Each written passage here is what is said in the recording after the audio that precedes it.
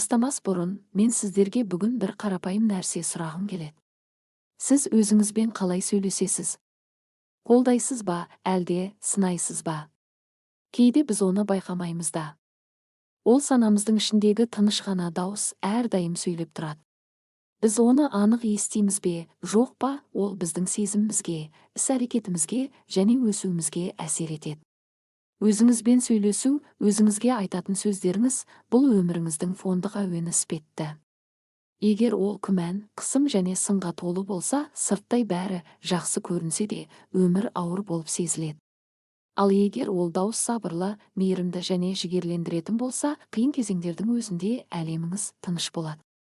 Сәлем, бұл сана. Бүгінгі эпизодта біз ішкі дауысты ақырын зерттейтін боламыз. Ол қалай жұмыс істейді, сізді қалай байқамай тежейді, немесе алға қарай жылжытады. Және өзіңізбен сөйлесудегі бірнеше кішкентай өзгерістер шынайы терең мотивацияны қалай аша алады. Жайғасып алыңыз.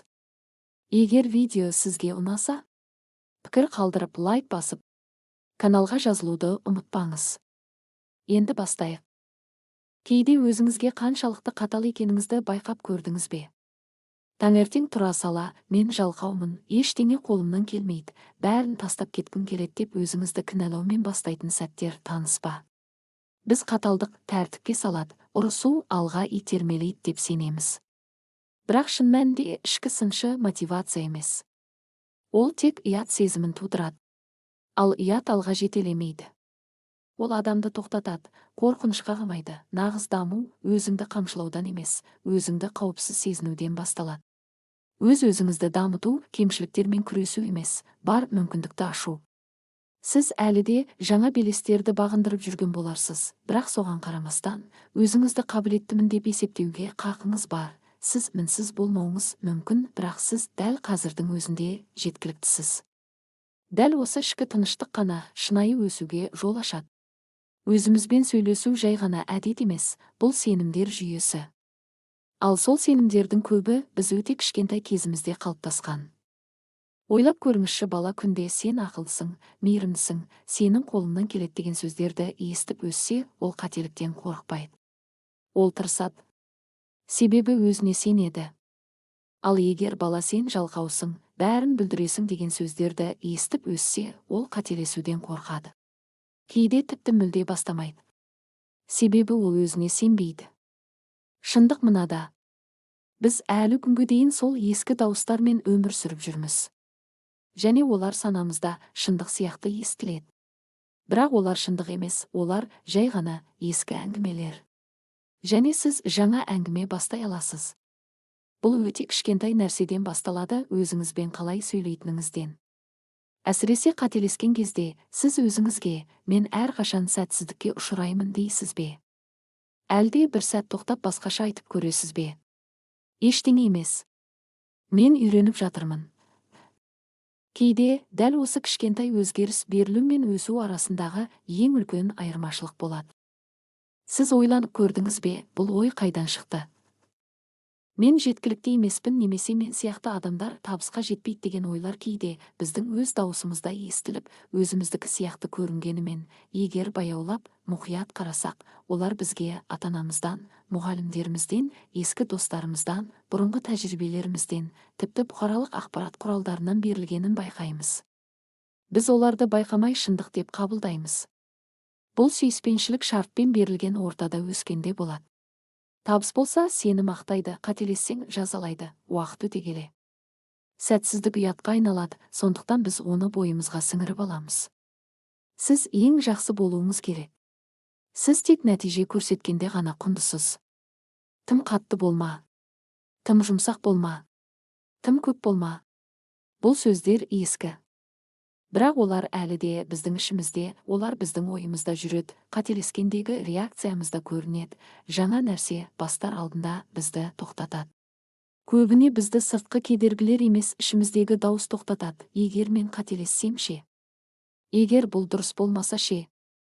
Сол күмән бізді әрекетсіз қалдырады. Біз еркін болғымыз келеді, бірақ сол еркіндіктің өзінен қорқамыз, оның жауапкершілігінен қорқамыз. Сосын өз-өзімізді тұсап қоямыз. Егер осының бір бөлігі сізге таныс болса, бір сәт тоқтаңыз. тынысталыңыз, сіз сынған жоқсыз, сіз жай ғана адамсыз, және сіз өзіңізді қорғауды үйрендіңіз, бірақ қазір сіз осындасыз, тыңдап отырсыз, тырысып жүрсіз, өсіп жатырсыз. Бұл дегеніміз, бір нәрсе қазірдің өзінде өзгере бастады, сіз түсіне бастадыңыз, әр ой шындық емес.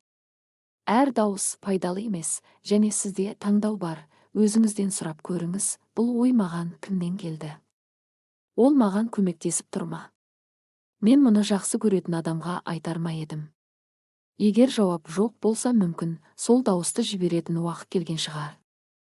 Сіз қазір қай жерде болсаңыз да, жүріп бара жатсаңыз да, жатып демалып жатсаңыз да, немесе жай ғана отырсаңыз да, бір нәрсені естіңіз, сөздер күшті болу үшін қатты болуы шарт емес. Олар тек тұрақты болуы керек. Ең күшті сөздер жұмсақ дауыспен айтылған, бірақ жүрекке дөп тиетін шындықтар бір кішкентай сөйлем, жеткілікті мөлшерде қайталанса, өзіңізді қалай көретініңізді, қалай әрекет ететініңізді, және қиындықтармен қалай бетпе-бет келетініңізді қалыптастыра алады. Ең кішкентай сөздер санамызға қарсылықсыз енеді. Сондықтан олар маңызды. Екі адамды елестетіңіз, екеуі де шаршаған, екеуінің де жұмысы көп. Біреу айтады, мен үлгермеймін, бәрінен қалып қойдым. Ал екіншісі айтады, мен қолымнан келгенін істеп жатырмын. Бұл жеткілікті. Жағдай бірдей, бірақ екіншісі жеңілірек тыныстайды. Себебі ол өзіне қысым емес, қолдау береді. Қателесу жеңіліс емес. Бұл тәжірибе. Сіз қателескенде өзіңізге мен ақымақпын деп айтуыңыз мүмкін. Бірақ басқа жол бар. Иә, бұл мен күткендей болмады. Бірақ мен бір нәрсе үйрендім. Мен тағы да тырысамын. Айырмашылықты сезінесіз бе? Бұл жалған позитив емес. Бұл шынайылық. Мұнда қателік те бар, және үміт те бар. Жақсы өзін-өзі сөйлесу бұл жалған оптимизм емес, бұл бәрі керемет деп кейіп таныту емес. Бұл шынайы болу, жұмсақ болу. Өзіңізге пайдалы сөздер айту. Кейде өмірді өзгерту үшін көп нәрсе істеудің қажеті жоқ, кейде өзіңізге басқаша сөйлеу жеткілікті. Біз бұл кеңесті көп естідік, өзіңізге жай ғана мейірімді болыңыз. Бірақ бұл шын мәнінде нені білдіреді? Бұл сіз қателескенде өзіңізді кешіру, қиын нәрселерден аулақ болу, немесе әрқашан жұмсақ болу дегенді білдіре ме? Ондай емес. Өзіңізбен сүйіспеншілікпен сөйлесу мақсаттарыңызды ұмыту деген сөз емес. Және бәрі жақсы деп өзіңізді алдауда емес. Бұл өзіңізбен шынайы болу. Жұмсақ болу, сеніммен сөйлеу. Дәл өзіңіз жақсы көретін адаммен сөйлескендей. Бірде маңызды презентация алдында таң атқанша құжаттарды реттеп шықтым. Шаршағаным сондай, басым айналды. Бірақ өзімді жігерлендірудің орнына, сен бұдан да жақсырақ жасай алар едің, тым баяусың деп сөктім. Таңертең өзімді кінәлі сезініп ояндым. Күн басталмай жатып, өзімді сәтсіздікке бағдарлап қойғандай болдым. Айнадағы шаршаңқы бейнеме қарап, жоспарлауды білмейсің, бәрі сәтсіз аяқталады дедім. Бұл менің үйреншікті ішкі сыным еді. Түстен кейін әріптесім жасаған қателік үшін уайымдап көңіл күйі түсіп отырғанын көрдім. Мен оған, бұл бар болғаны жұмыс процесі. Сен керемет мамансың, ал бұл қателік үлкен тәжірибе. Өзіңді қинама деп қолдау көрсеттім. Сол кезде жүрегім шым ете қалды. Мен басқаның қателігіне кешіріммен қараймын, ал өзіме келгенде неге сонша қаталмын? Неге өзімді жақын досымдай қолдамаймын? Неге мен басқаларға сүйіспеншілікті еркін бере аламын, бірақ оны өзіме үнемдеймін? Сол сәт менің ішкі дүниемді өзгертті. Сол сәтте мен бір нәрсені түсіндім. Мен өз өмірімді өзіме сенбейтін дауыспен жүргізіп келе жатыр екенмін. Содан кейін кішкентайдан бастадым. Сол күні неге сен әрқашан артта қаласың деудің орнына мен өзіме былай дедім. Бүгін қиын болды, бірақ сен қолыңнан келгеннің бәрін жасадың. Ертең тағы бір рет байқап көреміз. Бұл маған бір түрлі көрінді, бірақ сонымен бірге арқама жылы қол тигендей сезім берді. Міне өзіңізбен жақсы көретін адамдай сөйлеу осы. Біз ұмытып кететін бір нәрсе, біз өзімізге айтатын әрбір сөзді еститін жалғыз адам өзіміз.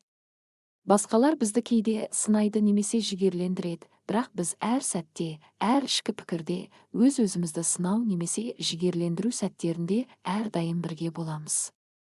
Сондықтан бұл өте маңызды, себебі біз үнсіздіктің өзінде әрдайым тыңдап тұрамыз.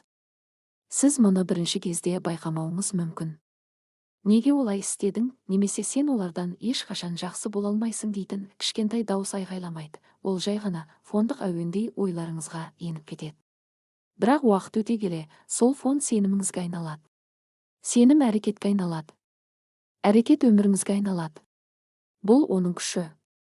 Ендеше сұрайын, қазіргі кезде сіздің басыңызда қандай әуен ойнап тұр?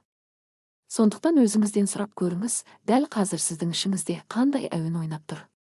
Егер соңғы уақытта ол әуен қысымға толы болса, өзіңізді кінәламаңыз. Көпшілігімізге мейірімді болуды емес, күшті болуды, өнімді болуды, әрдайым алға жылжуды үйретті. Жақсы жаңалық, сіз мейірімділікті үйрене аласыз. Сізге мінсіз болудың қажеті жоқ. Себебі сіздің санаңыз әрдайым тыңдап тұрады. Және жақсы нәрсеге сенуге дайын. Байқаудан бастаңыз, өзіңізге достарыңызға айтпайтын сөздерді айтқан кезіңізді байқаңыз. Және ақырын басқа нәрсені қолданып көріңіз. Қатты қорыққанда мен сәтсіздікке ұшыраймын дегеннің орнына қорқу қалыпты жағдай, мен батылда бола аламын деңіз. Шаршағанда мен жалқаумын дегеннің орнына менің денеме, санама демалыс керек, мен бүгін қолымнан келгеннің бәрін жасадым. Және бұл жеткілікті деңіз. Осы кішкентай өзгерістер маңызды. Жаңа тіл үйренген сияқты, оны неғұрлым көп сөйлесеңіз, соғұрлым жақсы меңгересіз. Мейірімділік сіздің акцентіңізге, жұмсақтық интонацияңызға айналады, ойларыңыз сыншы емес, дос сияқты естіле бастайды. Ең әдемі нәрселердің бірі, өмір керемет болғанша тыныштықты күтудің қажеті жоқ. Сізге тек өзіңізбен жұмсағырақ сөйлесу керек. Бүгін өзіңізге 4 нәрсені уәде етіңіз. 1. Талпынысыңызды бағалаңыз. Менің әрекетім мақтауға лайық. 2. Асықпаңыз. Бәріне үлгеру міндет емес. 3. Демалуға рұқсат беріңіз. Шаршау әлсіздік емес. Демалыс қажеттілік. 4. Өзіңізге сеніңіз. Мен өзіме деген сенімді қайта қалыптастырып жатырмын. Егер сіз бүгінгі эпизодтан бір нәрсе алсаңыз, мынаны есте сақтаңыз. Сіздің ішкі даусыңыз кемелді болудың қажеті жоқ. Ол тек өзіңіздікі және мейірімді болуы керек. Сіз жұмсақ сөздерге мұқтаж болғаныңыз үшін әлсіз емессіз. Сіз адамсыз. Адамдар қауіпсіз, жігерлендіретін ортада жақсы өседі. Санаңыз сол орта болсын. Өйткені сол кеңістіктен мотивация, қорқыныштан емес, қамқорлықтан келеді.